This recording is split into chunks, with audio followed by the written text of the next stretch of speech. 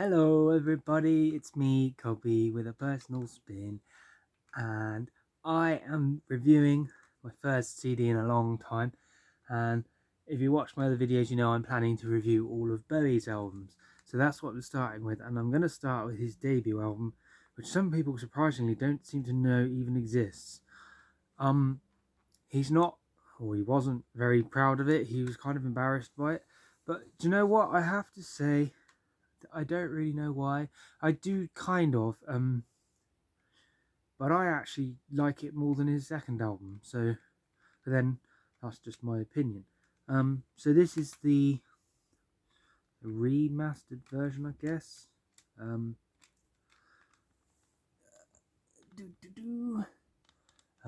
it's got Bowie with awful 60s hair, as you can see.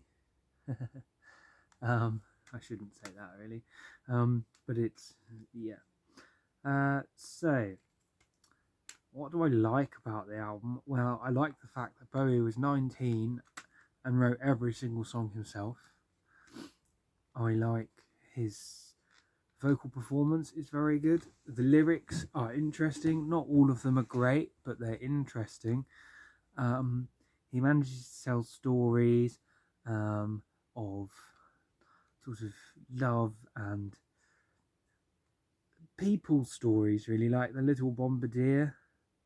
Um, it's about guessing like soldiers from way back when in like the 1800s. They used to have drummer boys and stuff who were actually like 12 and things. It seems to be sort of about that. I don't really know. Then we got some quite sort of crazy, I suppose is the word for them, songs like Rubber Band and We Are Hungry Men. Definitely have like a taste of what was to come, but he refined it on later albums. What don't and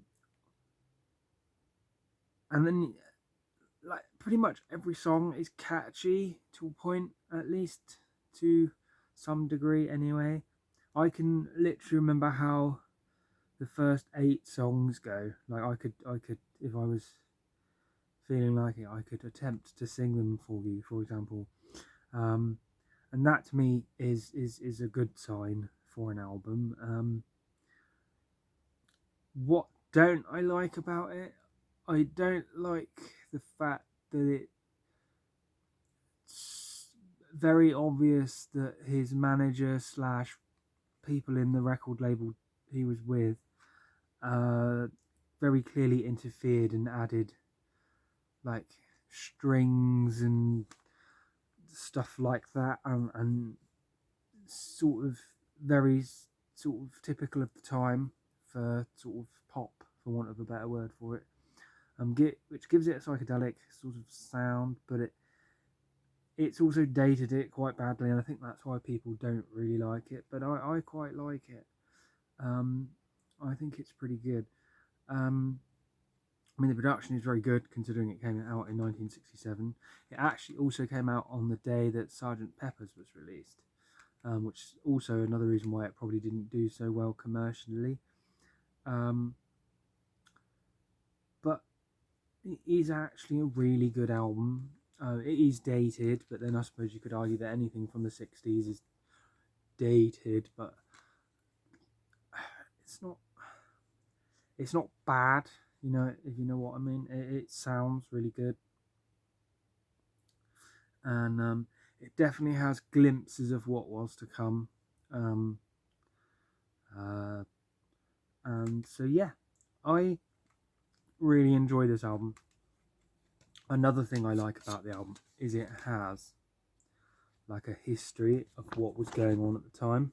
You can't really read it, but all the way through the recording and up to 1969, I believe, which is quite interesting. You kind of find out what was going on with Bowie at the time. Bear in mind, he wasn't huge or famous or anything like that. And the album did actually flop commercially, so we're lucky because he basically had a second chance with Space Oddity.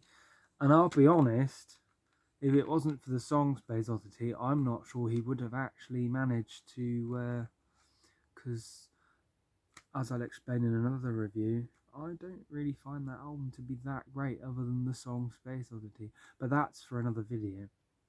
So, what rating would I give it? Drum rating? I'd probably give it a good solid 7 out of 10. It's really good. And poor rating would also be 7. And you can have a trumpet and a keyboard, because one of the songs has a tuba lead, which is like really original. So yeah,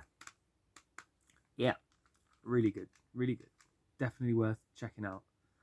So there you go. Thanks for watching. I hope you enjoyed it. These videos hopefully will get better in time as I learn editing and things.